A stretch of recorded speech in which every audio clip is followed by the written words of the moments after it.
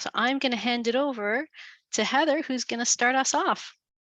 Great. Thanks so much, Janet, and welcome everyone. I'm delighted to have the opportunity to meet with all of you today to talk about one of our signature programs, Long-Term Care Best Practice Spotlight Organization. My name is Heather McConnell. I'm the Director for the International Affairs and Best Practice Guidelines Center at RNAO.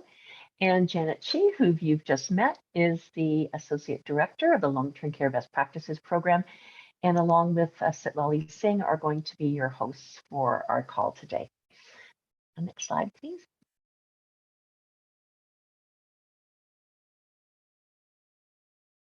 Oh, sorry.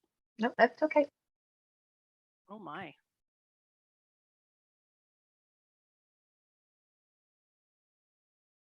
There we go. Oh, so our objectives today are, can you just go back one slide, Janet? Sorry. There we go. There we go. What we'd like to accomplish today with the time that we have together is to provide an overview of the Long-Term Care Best Practice Spotlight Organization Designation Program, provide some information about eligibility requirements for those of you that are considering applying, and have an opportunity to hear from one of our BPSO leads who will share the outcomes and impact of participating in this program and the impact it's had on their long-term care homes. And we'll talk a little bit about what the deliverables are of the program so that you understand the scope of this work. And we'll discuss the application process and the related timelines, and also discuss some of the supports that will be provided by the RNAO throughout the BPSO experience. And we're anticipating having some time at the end for some questions and discussion. Next slide, Janet, thanks. And so just for those of you who aren't familiar with the RNAO, the Registered Nurses Association of Ontario is the professional association of registered nurses, nurse practitioners, and nursing students in Ontario. It is a voluntary association, and we have a large number, 50,000 members who are committed to advancing the work of nurses in the province of Ontario. And we have two really strong pillars of the program. Obviously, our best practice guidelines program, which we're talking about today, and the social movement, BPSO social movement, and also the health policy program at RNAO, which is a pillar of the association and really leads us in being a strong, credible voice that leads the nursing profession in influencing and promoting healthy public policy and clinical excellence. So it's those two pillars of the RNAO that really are supporting this work. And what we're going to focus on today is that related to best practice guidelines and BPSO. So the mandate of the program, which has been funded by the Government of Ontario since 1999, so that's well over 20 years now, is to develop, disseminate, and actively support the uptake and sustainability of evidence-based clinical and healthy work environment guidelines, and to evaluate their impact on residents or clients, organizations, and the health systems overall. That's what the mandate of the program is. And although that's one long sentence, it has a huge number of different components that we'll speak about now. So the model of the program, this is the best practice guidelines program model. It's an integrated model where we see three key pillars of our program. The top large circle is our focus on guideline development. So it's critically important that our work continues to meet the international standards for guideline development to ensure credibility of our guidelines and ensure their validity for use in clinical practice. So we have a large team of master's and PhD prepared nurses who spend their time focusing on systematic literature reviews, writing guideline recommendations, working with volunteer panels to actually create and publish the best practice guidelines. The bottom left circle, and I should mention that, again, I mentioned earlier, but the international standards is critically important for the credibility of the program. And so the guideline development team uses grade and grade circle methods, which are the international standard for guideline development. The bottom left circle focuses on dissemination, implementation, and sustainability. And within this circle, or this pillar of the program, we really see sort of three levels of activity. One, at the individual practitioner level. So that's things such as our Champions program, our Advanced Clinical Practice Fellowship programs, our e-learning education, etc. The middle ring, or the organizational level activities, really focus on just that, the organization, and obviously the best practice spotlight organization is a key program within that level. And the outer ring is focusing on system level change. And so system level interventions that include a number of our programs that we offer through the best practice guidelines program, including the long-term care best practice program, mental health and addictions, indigenous health, etc. This model or this particular framework really utilizes two different bodies of evidence or supports to really move our implementation activities forward. And those include the knowledge to action framework and the social movement action framework, both of which are a foundation within our new leading change toolkit. Bottom right-hand corner is our focus on monitoring and evaluation.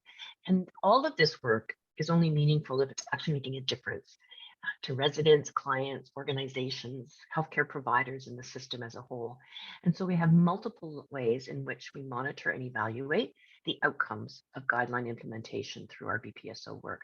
That includes qualitative reporting through my BPSO, quantitative reporting through Inquire, nursing quality indicators for reporting and evaluation, and a number of research studies that we're involved in to learn more about implementation science and how we can help organizations move more quickly in the implementation and efficiently through the implementation of evidence in their practice. Next slide, please.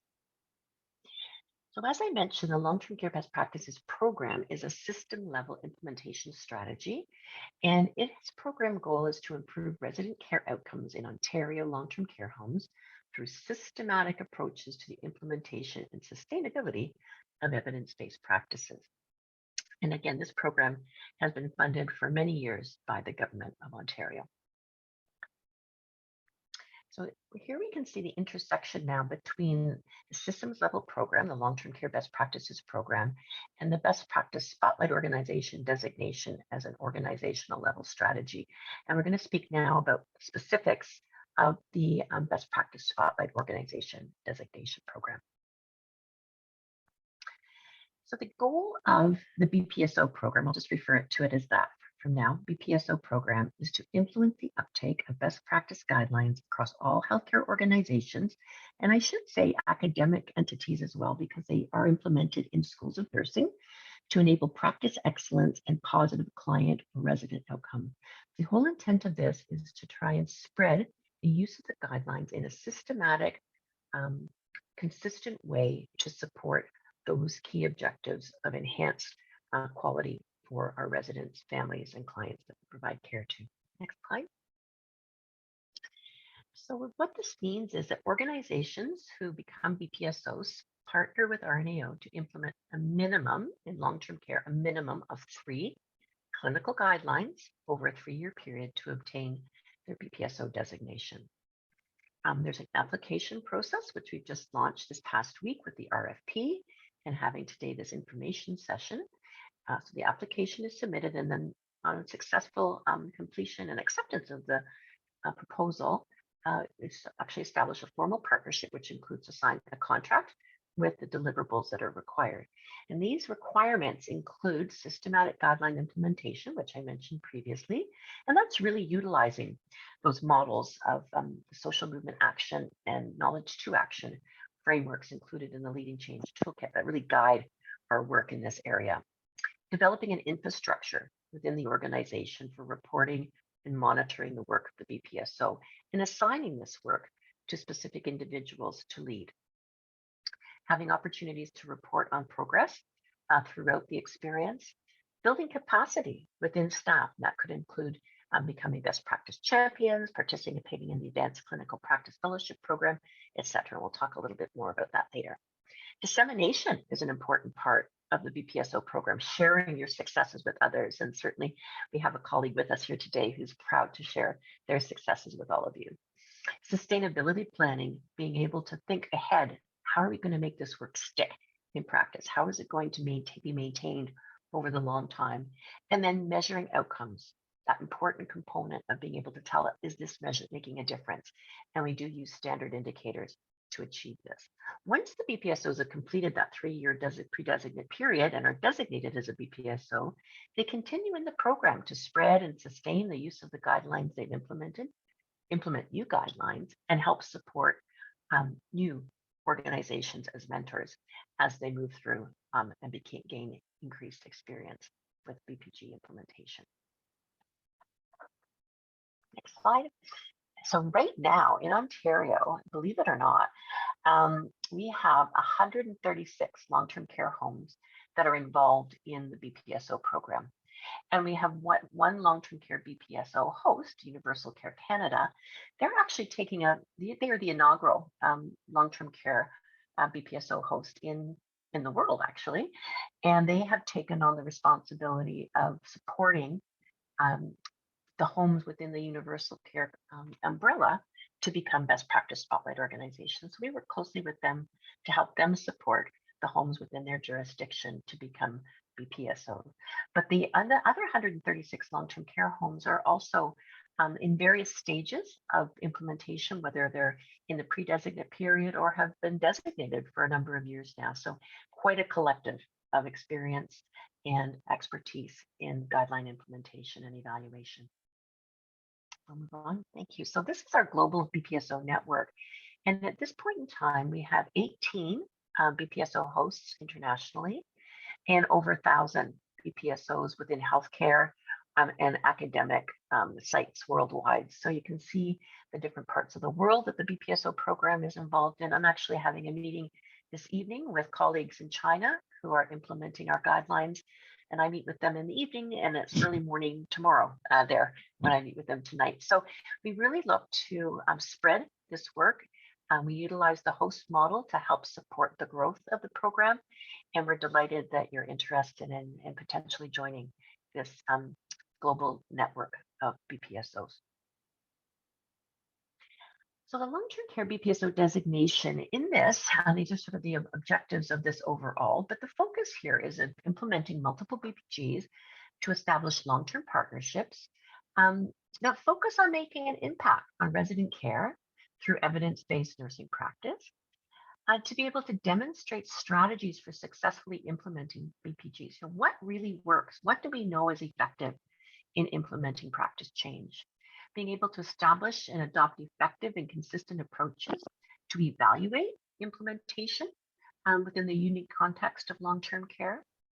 And finally, to integrate effective strategies for system-wide guideline implementation as targeted to long-term care. So again, everything we learn from our long-term care BPSOs, we can share with others to help support them in their success. And this is just a collage of some of the BPSO designate organization, BPSO homes that we have within our community. And again, there's more than this, but these are some of the ones that have been designated currently, and we have a group coming up for designation in 2023. So the request for proposals was issued last week, and this is for the 2023 to 2026. I can't believe I'm saying that, 2026 pre-designate period.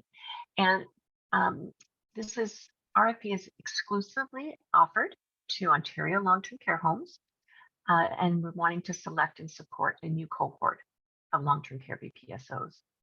And successful applicants will enter into a formal agreement or a contract with RNAO for a period running from 2023, that'll be April 1st, 2023, to the end of March 2026. And each year, within that 3-year period, the contract will be renewed based on the completion of deliverables and progress being made. At this point, I'm going to turn things over to Janet Chi, my colleague who's here with us today, and she's going to talk about eligibility criteria. Janet. Thank you, Heather. And so we're really excited to be able to launch our Cohort J RFP, which was released last week. If you were able to access it, fantastic. If you need us to send you a copy, we can certainly do that as well. I kind of see this document like the BPSO Bible.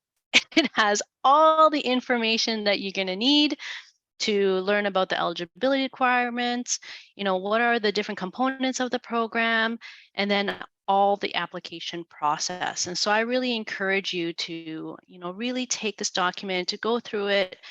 Pages 14 and 15 really focus on the eligibility. And of course, you'll always have access to connect with us if you have any questions. Now, before I go into detail about each of the eligibility criteria, I want to introduce one of our wonderful guest speakers. Um, I want to introduce Terry Benwill from the County of Elgin Homes. Terry is the administrator as well as the BPSO liaison for these three homes. And County of Elgin just received their BPSO designation just this year, 2022, and had a fantastic, beautiful launch recently. And so Terry is going to share with us a little bit about their experience. I'll hand it over to you, Terry. Great, thanks, Janet. So, hi, I'm Terry Benwell, and I'm as Janet said, the administrator for 2 of our 3 Elgin County long-term care homes. You can see them on the slides. We have in total 247 long-term care beds, and they are located across 3 sites. Important to recognize that because that did present a few challenges for us, even as soon as we started planning to apply for our BPSO status. So in order to apply for our BPSO status, of course, we started in 2018, seems like a really long time ago. It was very important to us right off the hop to have definitely our organizational buy-in. We are we're a set of municipal homes, and so we did have full support from our municipal council, which could be equivalent to a board. And we started our application by actually evaluating our data. And so we looked at all the data we were already collecting. We looked at our current processes for continuous quality improvement, and we looked at how we were utilizing our data and what BPGs might best fit our current data indicators. And from that, we set a set of goals in order that we wanted to obtain. And again, that's part of the application process. And so we were looking right off the hop at the sustainability of the implementation processes, because we did have to do it across all 3 homes, and we were specifically choosing to do this across all 3 homes. So that was one of our goals, was that sustainability piece.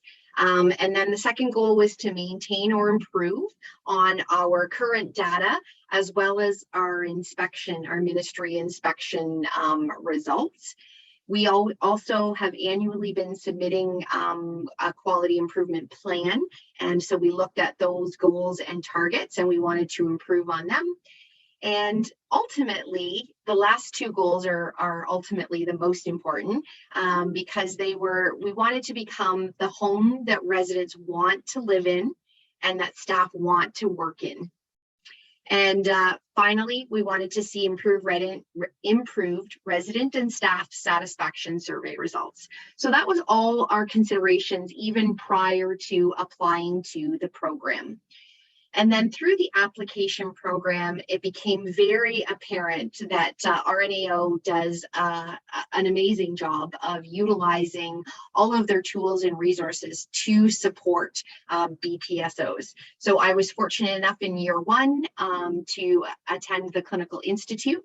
And that was pre-COVID, so I was able to attend in person, which was a great networking opportunity. And we, even before the Clinical Institute, we had the launch in Toronto. And so lots of great opportunities to connect. And I think RNAO has done a great job through COVID of creating virtual opportunities to connect. So that's continued all the way through our journey. So if you're doing the math correctly, we only had 1 year of kind of COVID work, and our final 2 years in our pre-designation were with COVID. So we shifted a lot of things to either virtual supports or distanced events and things like that. So that kind of also speaks to how throughout the process you can use the PDSA cycle, because when in 2018, 2019, when we were planning for the delivery and implementation of all of our BPGs, of course, we weren't anticipating COVID. So planning, again, we went back to the goal of sustainability, and we always had a great understanding of the required deliverables in our contract related to the application for an advanced clinical practice fellowship, the development of a manuscript, and also the Enquire data submissions. Those are kind of external to, those are our RNAO requirements, and they're somewhat external to our homes, but always things that we were planning on. How will we have these completed, and how are they going to affect our resident care? Janet's right. We absolutely had so much fun when we did our launch events. We had 3 registered nurses as champions attend the Toronto symposium, and then from there they helped us to plan our events. So we had a sports theme, and of course we had food, and throughout our journey I've shared different pictures. Photos are extremely important and engaging. They're fun for staff, but they're also fun for the cohorts to be able to share exactly what you're doing in your homes. And they're also a way, photos specifically are a way that we help to recruit our champions. See how much fun it is to be an RNAO champion. One of the challenges that we did have besides COVID was our information sharing. I said at the beginning, it's important to recognize that we did have 3 distinct and separate sites all under one umbrella. And so collaboration between the 3 sites was key. Off the hop, it was very important for us to set up a shared data repository within our homes electronically. We set up what we called a steering committee team that met monthly in order to ensure we were working on our implementation plans. We shared data every month with staff. We developed a couple of newsletters that got a little bit derailed on us, but it was a little bit fun to develop some of our newsletters. And of course, we did always sharing with Family Council, Residents Council, and then our municipal council or our board.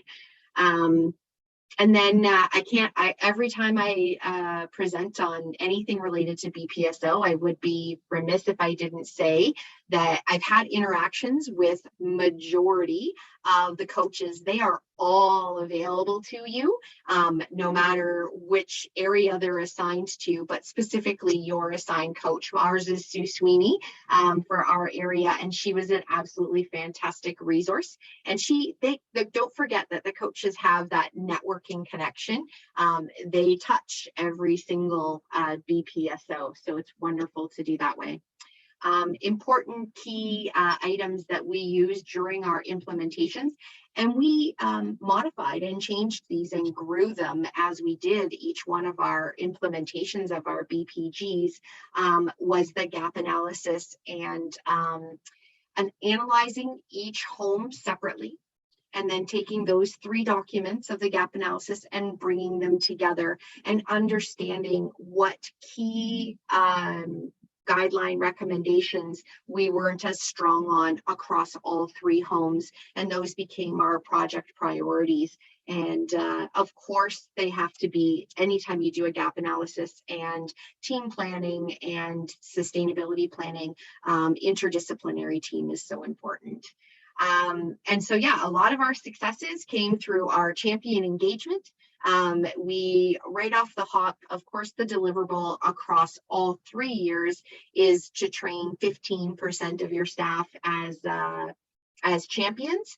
And we were able to achieve 11% in our first year. Everybody was very, very excited to get moving and to understand what the RNAO champion training was and to participate in our BPG implementations. And then, yeah, as Janet said, we were just designated in June. And the best comment, I guess, I've heard throughout this planning for our celebrations of our designation came from our municipal council, and their understanding of how extremely important it was for us as long-term care homes to reduce our resident falls with injury. Of course, you can't prevent every single fall, but if you can reduce that injury, it makes a world of difference in your resident's life.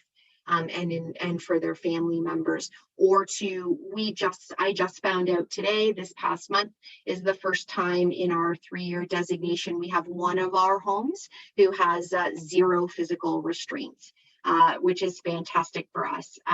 At the beginning, prior to our BPG implementation, we had one of our other homes that was actually at almost 50% restraint rate.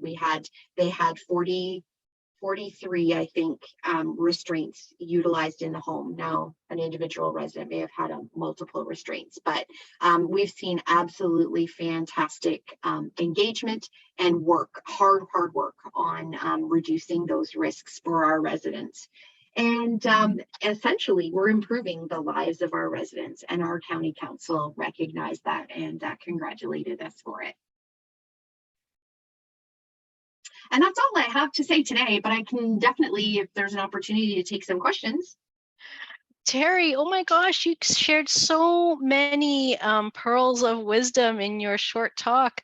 I really commend you as a team, and certainly I really love how methodical you were as a team, really looking at how you want to build your RFP and then moving forward. And of course, kudos to being able to complete everything within a pandemic period. And I really want to open it up to others on the call to ask Terry, pick her brain. She's here with us for this wonderful webinar. Are there any questions for Terry? Just shout it out. I do have a question. So my name is Tabby, and we are looking at exploring how our home can become best practice. We are working diligently with our best practice guide, lead, and our facility. However, Terry, since you have successfully implemented this practice in your home and you have some great initiative, would you be open to supporting us with various steps that you have taken?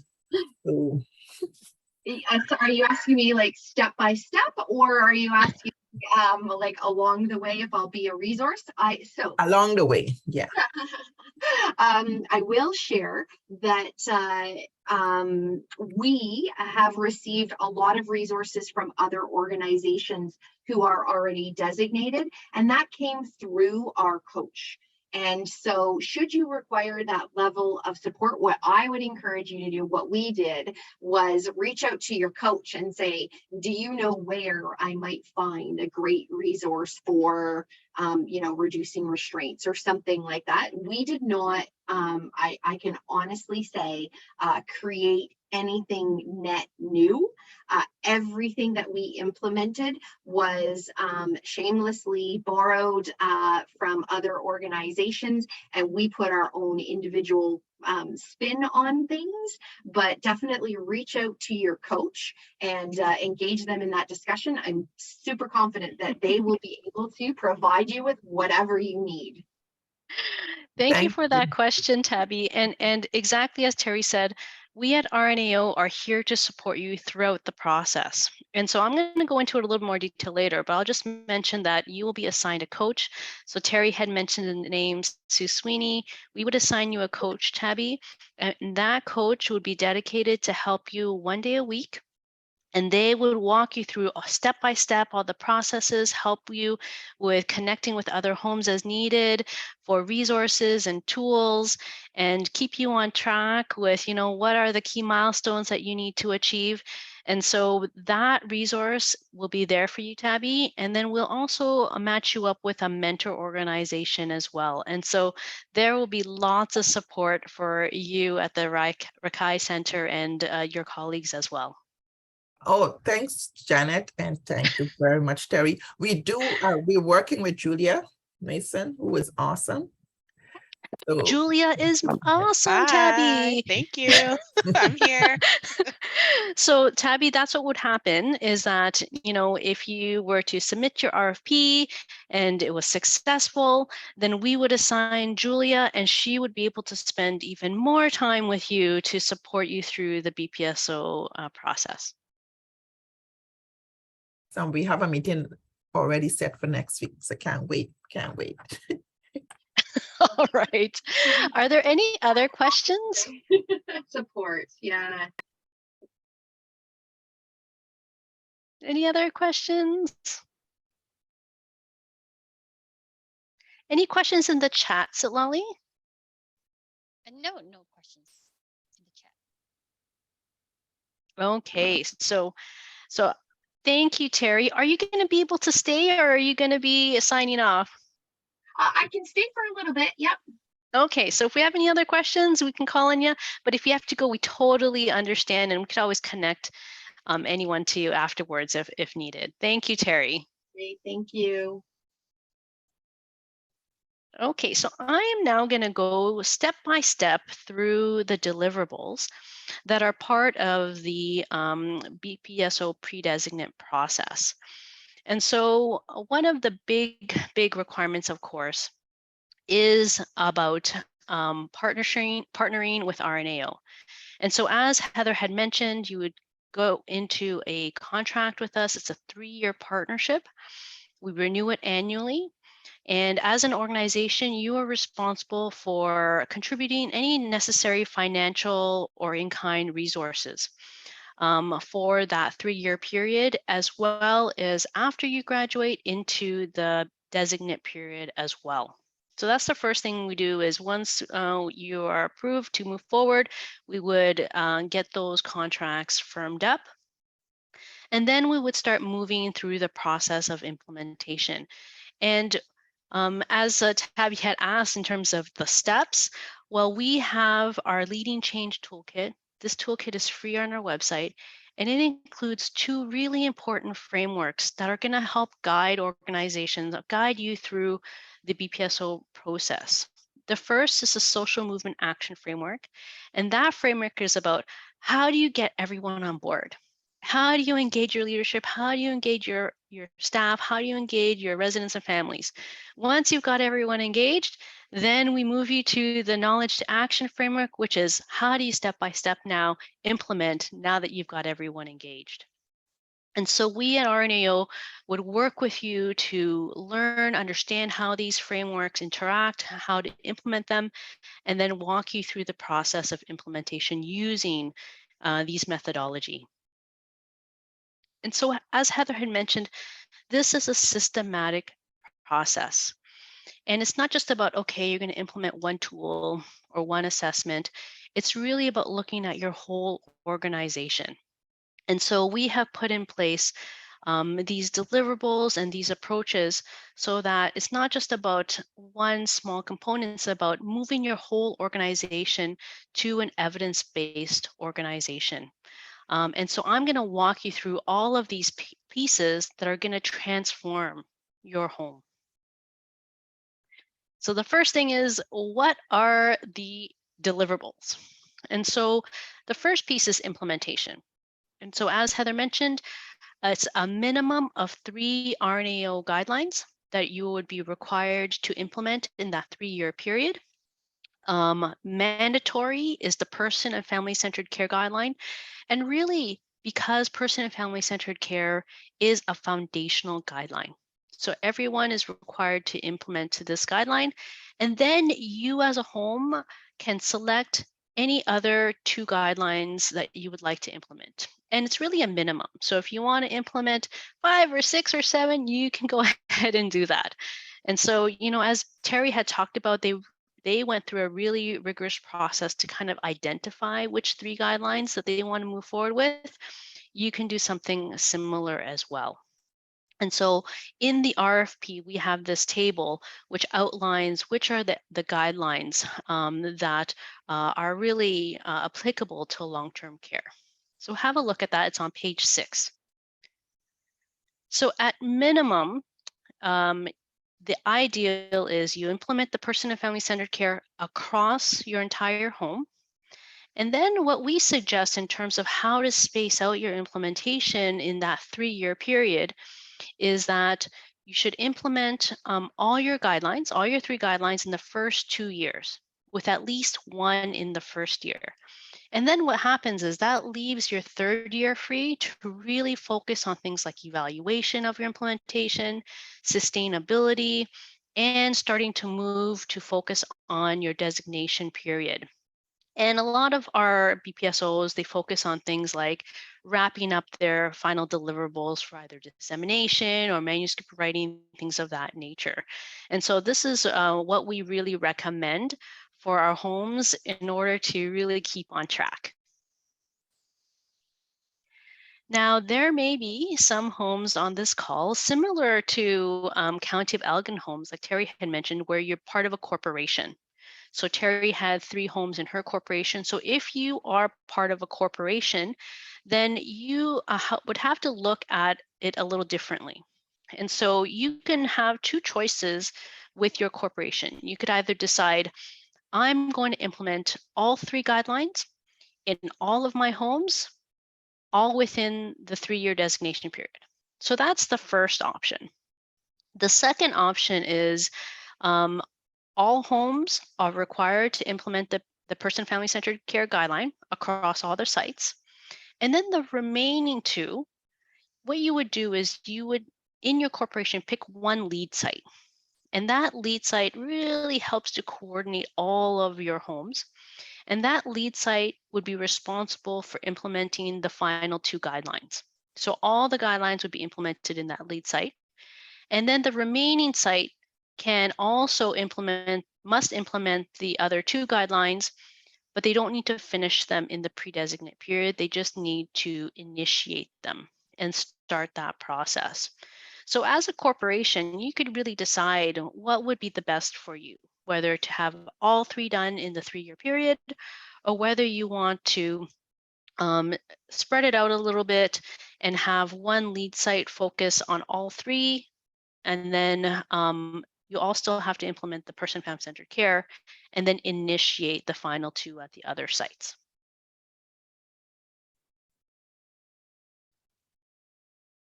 Now, some of you may have heard already, and some of you may already have been signed up for the clinical pathways, the RNAO best practice clinical pathways through point-click care. And so if you as an organization are already implementing clinical pathways or you're planning to, we absolutely accept applications for homes that are implementing or planning to implement clinical pathways. In fact, we give preference to those homes, and we will similarly, in addition, provide additional supports for homes that are implementing clinical pathways as well. And in fact, when you're implementing clinical pathways, it makes some of the deliverables a little bit easier on the back end. For example, with the data submission that would happen through clinical pathways. So, as I mentioned earlier, implementation of BPGs and the BPSO program is really a system organization-wide approach. And so we really look for how do we support you to build infrastructures in your home, such as a steering committee, to really move forward this work and really keep on top of it. And, I think that's so evident in what Terry was talking about, in that, 2 of the 3 years of their pre-designate period was within a pandemic. And so they really had to pull together a really great infrastructure, coordinate across 3 homes to keep that work moving forward. And whether you're a corporation like, County of Elgin, or you're a single home, these type of infrastructures will really lead to your success. And so we work with you to look at how you would build those infrastructures through your steering committee. And then also in your organizations, you would need to identify a BPSO liaison. So that's kind of the lead for BPSO in your home. And that lead would work with the BPSO coach. And so we would assign a coach, one of our long-term care coordinators, just like Julia, who we got a wonderful shout out to her today. Julia or one of our other long-term care coordinators, Sue Sweeney, they would work with you very closely to walk you through the process of implementation, help you keep on track, answer questions, connect with you, and help you get resources as well. Capacity building. So Terry said the magic number 15%.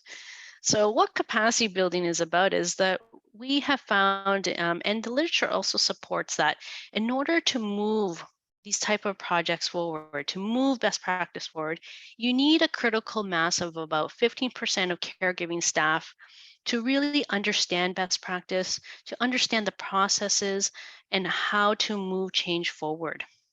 And we are here to support you to be able to get those 15% of your staff be champions. And so we have lots of workshops, webinars for you to be able to send those staff so that they can understand implementation and be able to support all those implementation efforts over the 3-year period. Like I said, we have lots and lots of events. Another event that we have is the Clinical Best Practice Guideline Institute. In the past, it was in person. The last few years, it's been virtual. And this institute is very focused on understanding guideline implementation, understanding the 2 big frameworks, the social movement action and the knowledge to action framework. And this is really important work, not only to learn, but also to network with others. And we have lots of wonderful presentations from other BPSOs as well. And so that is part of a requirement, is to send staff. And based on the size of your organization, the RFP will outline how many staff you're required to send, but you could always send more. We also have monthly knowledge exchange webinars. So what that means is you're not just left on your own or with your coach. Every month we have a webinar. It's an hour, and all the RNAO long-term care best practice spotlight pre-designates, we all get together. We usually have a sharing in that our homes will give updates on how things are going, what they're doing, and then the ability to network and share.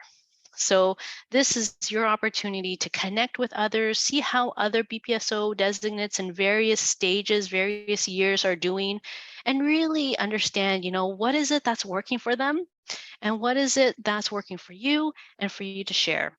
Also to share about your challenges as well. So you are creating in these webinars, your own network where you can connect with other BPSO pre-designates.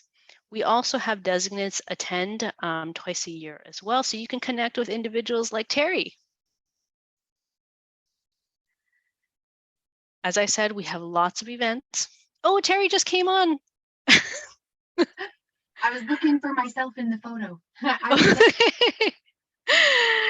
This annual Knowledge Exchange Symposium is one of the most fun events. It is usually a full day event, and it's not only limited to long-term care BPSOs, but all BPSOs internationally. So we have our long-term care comes to this event. We have the hospital BPSOs, community, international, and it's really about knowledge sharing about our different experiences and learning. And so the last few years, our Knowledge Exchange Symposium has been virtual because of the pandemic, but we're looking at a possibility of next year it being in person. And so as we have more information, we will share, but this is also a wonderful opportunity to network, meet other BPSOs, and for you also to share about your fantastic successes. So I'm seeing the time. I have to actually go faster. Okay. We also have as a requirement a fellowship program. And so you can have one of your registered staff apply for a fellowship where you can receive funding to work on a special project, in particular related to your implementation. And so these are opportunities, and it's not required that you complete the fellowship, it's required that you make the application. Similarly, as I had mentioned, you would be buddied with a mentor organization, and they would help you to, give some advice. And then when you graduate and you become a designate, then you can also mentor others as well. So we had talked about the capacity building deliverables. Now I'm going to wrap up with our final ones. Sustainability is one of our huge pillars. We want all of our homes to not only implement, but to sustain all that fantastic work for those best practices. And so we always are looking ahead. We're always looking at how do you continue to move that work, sustain that work. And that was actually a big component of many of our BPSOs during the pandemic, is they may not have been able to put a lot of new, but they were able to sustain those best practices that helped them get through the pandemic. There's also reporting requirements. And so twice a year during the pre-designate period, you would be required to submit a report and then meet with us. So this is actually one of the things that I really enjoy, is meeting with the homes, talking about all the things that you're working with, sharing ideas, and really being able to find ways that we at RNAO could continue to support you. I will say the reporting has been in the past a little cumbersome, but we are actually slimming that down to make it much more easier for homes to report. Also within the 3-year period, we at RNAO, we love to visit our homes. And so we would conduct one site visit within those 3 years. Last but not least, also there is the requirement to report indicators. And so from those guidelines that you implement, there are specific indicators that you will be required to report on. In your RFP, page 9, it outlines the requirement for that. We would provide you with the training to really understand how to collect the data and then also how to submit that data as well. And finally, okay, I said finally before, but this is really finally is we are looking at dissemination. And, dissemination is actually, I would say, the funnest part. It's about taking your successes and sharing them, presenting at conferences, participating in RNAO events, sharing your resources, writing articles, posting things on your website and social media. And RNAO, we are here to support you through that process. So if you've never submitted an abstract before, we can help you do that. Never submitted a manuscript, we would help you do that too. So we're really here to, help you to move through these deliverables so that you can share all those hard works that you're going to be completing. And this is a really nice slide about collective identity. It's really important that, when someone comes to your home, they say, oh, you're a BPSO. That means that you value quality of care. And so we work with you to help with the branding and being able to really broadly share the work that you're doing through our BPSO branding. And so this is also some examples of some tweets that other homes have done and pictures of the wonderful work and how they share and showcase their BPSO work. So in terms of the review process, there is a review committee at RNAO. We have 4 to 5 reviewers. And what we do is we review every application and we go through a scoring matrix. And then what we do is We identify the successful applicants through those review scores, and then we will inform you if you are successful. Oftentimes, homes may just need to beef up a few things in their application, and usually we'll have a process to allow homes to be able to do that as well. So when we're looking at the timelines, so we've already released the RFP last week on October 7th. And what we would need from homes is by November 14th, a letter of intent. And this letter of intent really is, correct me if I'm wrong, Slali, it's a web form where you would fill out your information. And really it's to tell us, yes, I'm interested in submitting a proposal. And what that would do is that would allow us to give you the link for that online proposal. And that would prepare us to know, oh, okay, for example, Tabby from Rakai is going to submit a proposal, and then we would open it up for her to be able to do that. The final RFP deadline is December 5th. And so what we would do is we would open it up so that you can submit your online application. And then that would need to be completed by December 5th, and we would release the results by February 7th. And so in that time between February 5th and February 7th, we may get back to you and say, hey, we might want a few adjustments to beef up your proposal. Also can happen during that time as well. Then we're signing contracts by March 31st. Bob's your uncle. We're going to launch April to May of 2023. And so these are really important dates to keep in mind as you are looking at putting your proposal together.